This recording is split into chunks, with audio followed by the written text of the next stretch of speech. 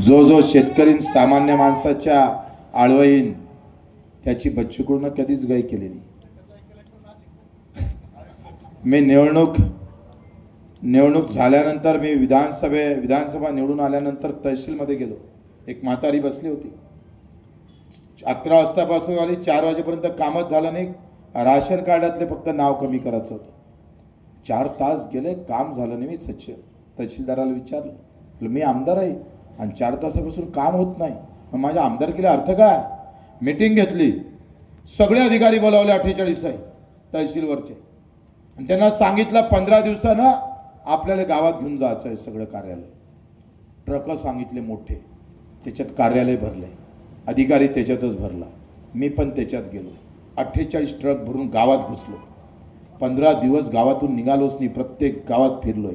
48,000चा प्रकरणाचा निपटारा 15 दिवसात मोकळा करून टाकला. एकूण सगळे अधिकारी बसलेले आणि एकूण अर्ज वाटप, सिक्का तिथंच, तलाठी तिथेच, ग्रामसेवक तिथं, तो तुमचा मुख्याध्यापक तिथंच. बाप दाखवून इथं श्राद्ध कर, फेरफार करून आणला सांग. हे जर मतदारसंघात होऊ द्यायचं असेल तर या मतदारसंघाला त्याची गरज आहे. मित्र, आम्ही सांगतोय, तहसीलदाराच्या दारावर तुम्हाला जायची गरज पडणार नाही. तहसीलदार तुमच्या दारावर उभा केल्याशिवाय राहणार नाही. हा बच्चूकडचा वादा आहे.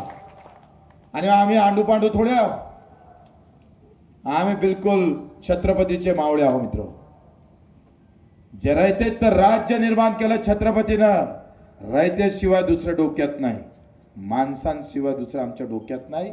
आणि म्हणून तुमच्याकडून अपेक्षा आहे, मायमाऊली सगळ्या आमच्या नाशिककरांकडून. मित्र, निवडणूक 20 तारखेला होणार आहे आणि ताईचे योग फार चांगले आहे. बॅट आम्ही दिली,